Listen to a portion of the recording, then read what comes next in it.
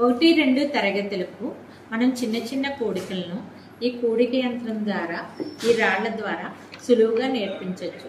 ఎలా నేర్పిద్దామో చూద్దాం. ఒకటి రెండు తరగతులకు మనం చిన్న చిన్న కూడికలను ఈ కూడిక యంత్రం ద్వారా ఈ రాళ్ల ద్వారా సులువుగా నేర్పించవచ్చు. ఎలా నేర్పిద్దామో చూద్దాం. 5 + 2 చేద్దాం. ఓకేనా? దీంట్లో ఎన్ని వేయాలి? 5 1 2 3 4 5. దీంట్లో ఎన్ని వేయాలి? 2 1 2. ఈ రెండు కలిపితే ఎన్ని ఉన్నాయో లెక్కిద్దాం. 1 2 3 4 5 6 7. అంటే 5 + 2 = 7. అర్థమైందా మీకు?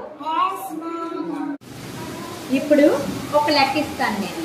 ఆ లెక్క ఎవరు చేస్తారు? నువ్వు చేస్తా, భవ్య చేస్తుందా?